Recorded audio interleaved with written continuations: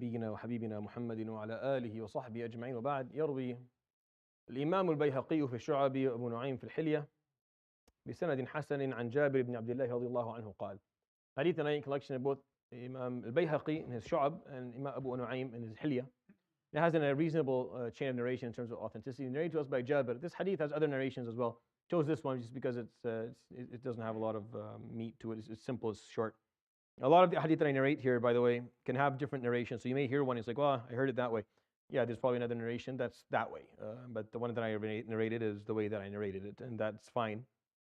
These Khaterah aren't designed to be studies of a specific hadith in all of the different ways that they were narrated.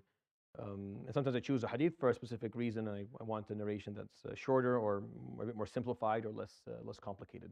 But you may find, if you hear something, if I learned it differently, that's okay. You probably did learn it differently. There's probably another narration for it, but it requires a certain degree of research to kind of differentiate these things. So the hadith, this is the final hadith, and I said I was going to narrate 5 hadith that talk about racism. And this is the 5th and final one, and we'll move on to something different, inshallah, next week.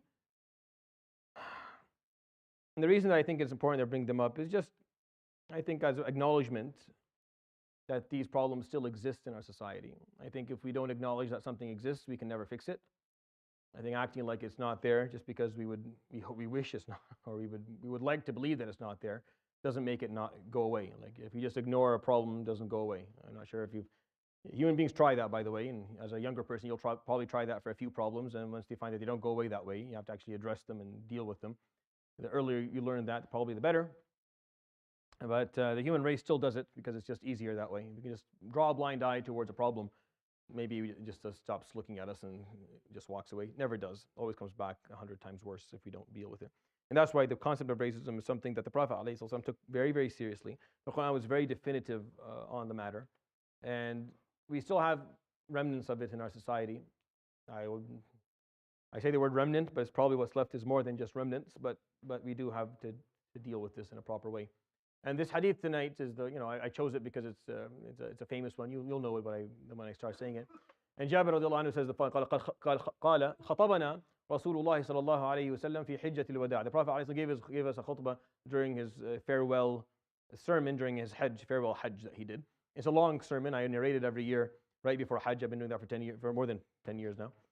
Inshallah, once we come close to hajj, we'll narrate it again for you. But this piece that I'm narrating for you is the piece that Jabir radiallahu anhu brought up in this hadith, and he said, خطبنا رسول الله صلى الله عليه وسلم في حجة الوداع فقال أيها الناس ألا إن ربكم واحد وأباكم واحد ألا لا فضل لعربي على عجمي أو أعجمي ولا فضل لأعجمي على عربي ولا لأحمر على أسود ولا لأسود على أحمر إلا بالتقوى هل بلغت فقالوا بلغ رسول الله صلى الله عليه وآله وسلم.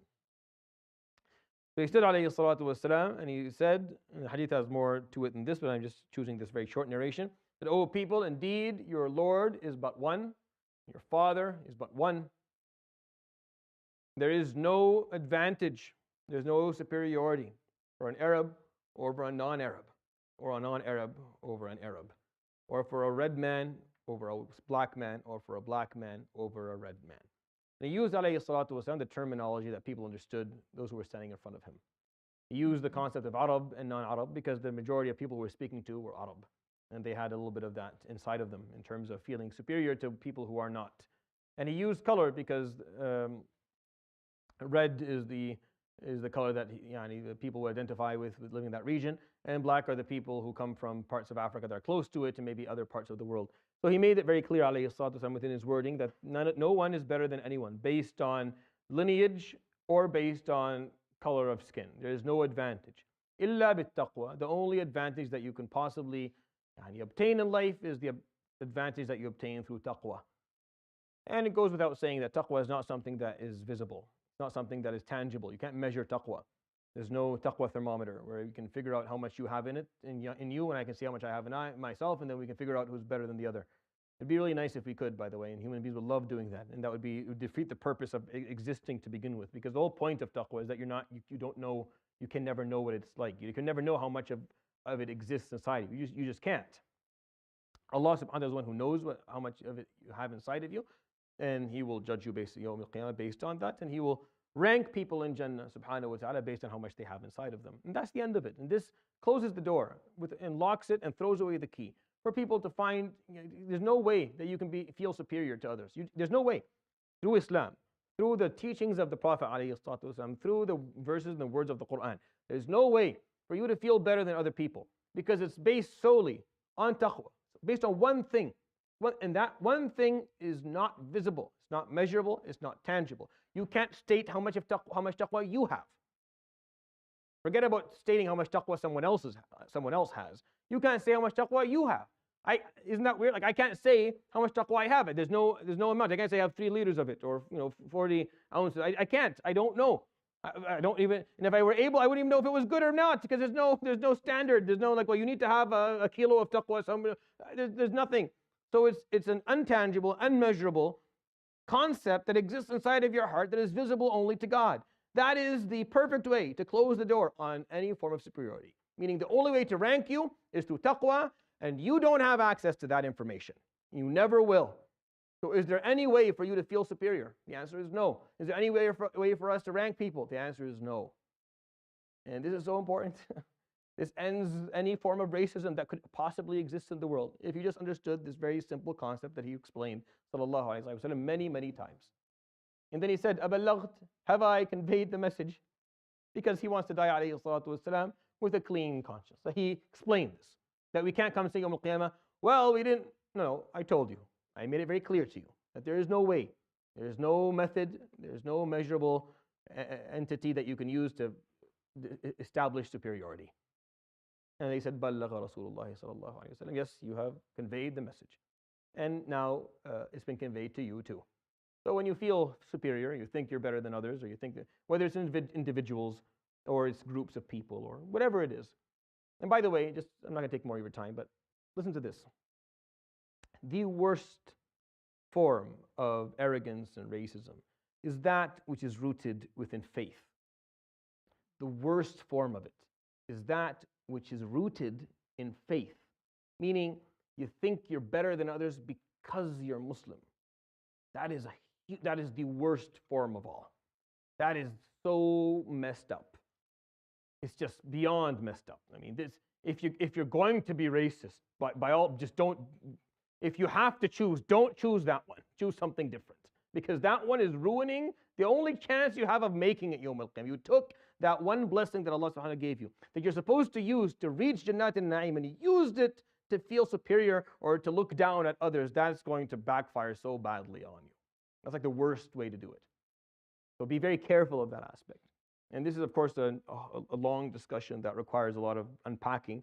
But I'm going to leave you with that because it happens. Someone sees themselves praying every night Isha, but their sibling or their friend or don't. So they feel a little bit inside of themselves, well, I pray every night. What? Well, they don't. Okay, so what? Well, like, I'm there every night. I get it. So what? What does that mean? Well, they don't come. Yeah, I understand. The facts are clear. You've established the fact. What does that mean? Nothing. It means nothing. It means that Allah subhanahu wa ta'ala has granted you yet another blessing. Yet Allah subhanahu wa ta'ala, over everything you've got, has given you another blessing, has opened your heart and your mind to come to His house. He has brought you near. Another blessing for you to be thankful and grateful towards. That's all this is. Nothing else. For it to be something that will give you higher ranking is for God Himself to establish on the Day of Judgment, determine. He'll determine that Yawm al-Qiyamah, whether this blessing He gave you is going to give you higher rankings Yawm al-Qiyamah, or wal-'iyadu billah, lower rankings Yawm al-Qiyamah. But be very careful and aware, and be very, very cautious of allowing an act of worship because you read Quran, or you memorize it, or you do tasbih and dhikr, or you pray qiyam al-layl, or you teach Islam, or you perform da'wah, that somehow you're better than someone who doesn't. Yes, you should help people and encourage people and bring people to the masjid, but that should not cause your heart to feel superior to others who are not. Because again, you don't know what's inside of them. You don't know what hand they were dealt, and you don't know what they're struggling with, and you don't know what they're doing with what they've been given. And you don't even know what you're doing with what you've been given. So how do you judge? How do you compare? The comparison dies. It's impossible. It's not an appropriate comparison.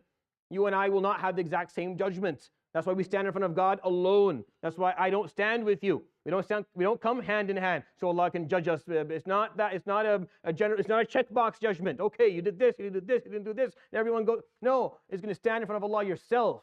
كلهم آتيه يوم القيامة فردا. Your hisab is alone. Why? Because everyone's going to has their own story to tell, has their own hand that they were dealt, and they did things differently in life.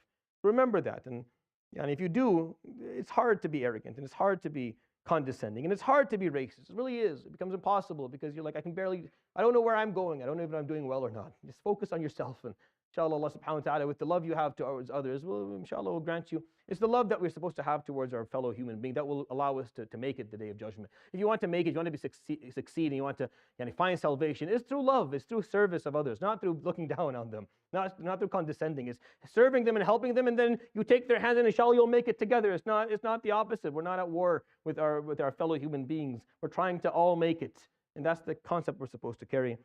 It is the night of Jumu'ah. It's a blessed night, so increase your salah upon the Prophet sallallahu alaihi wasallam. ليلة الجمعة ليلة عظيمة مباركة أكثر فيها من الصلاة على سيدي مولاي رسول الله وعلى صحبه وعلى. يروي الإمام البيهقي في الشعب والإمام أبو نعيم في الحلية بسند حسن عن جابر بن عبد الله قال خطبنا رسول الله صلى الله عليه وآله وسلم في حجة الوداع فقال أيها الناس ألا أيها الناس إن ربكم واحد وإلهكم واحد ألا فضل لعربي على أعجمي ولا لأعجمي على عربي ولا لأحمر على أسود ولا لأسود على أحمر إلا بالتقوى.